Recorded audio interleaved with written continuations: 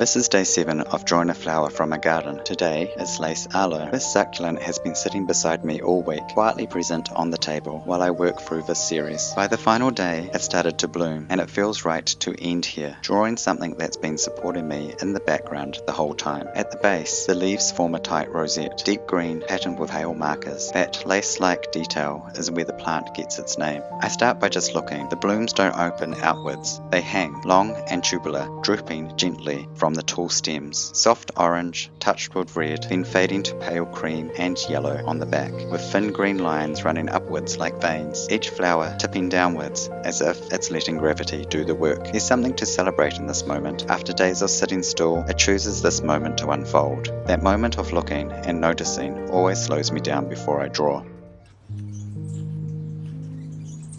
I begin in Graphite. This flower asks for longer marks, so I start lower down, where the small pollen chambers sit, and let the shading travel upwards. The form stretches as I move. What I noticed next was that I wasn't reading it vertically. I started reading the flower from side to side. One edge carried that lighter, cream yellow feeling, softer, more sheltered, so I let the graphite loosen there. Scribbled marks, open movements, less pressure. The other side needed a different response. It felt brighter, more exposed, like the part of the flower that faces the light. So I used cross-hatching, not to darken it for effect, but to describe the harsher conditions, drier, more weathered. At a certain point, graphite couldn't go any further.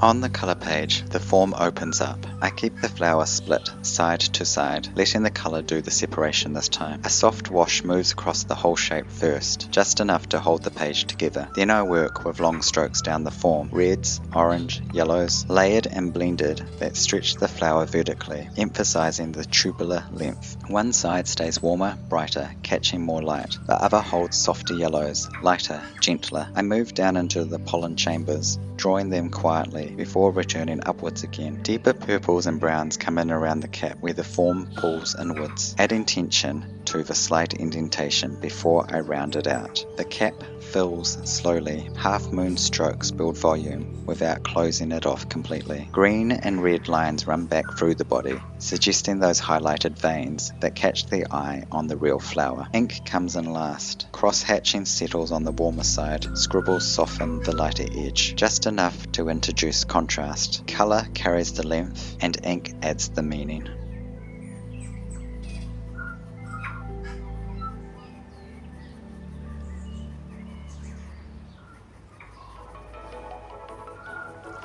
By the end of this drawing, there was a quiet sense of completion, not because the form was perfect, but because it had been there with me the whole time. These flowers sat beside me through the sketchbook ritual, slowly changing, opening, doing their own work while I did mine. Drawing them at the end felt like a small acknowledgement of something that had been quietly present without needing attention. Sometimes understanding comes not from getting it right immediately, but from staying present long enough to let the shape reveal itself. This is day 7 of the Garden Sketchbook Ritual. One plant, one study, one small moment of focus.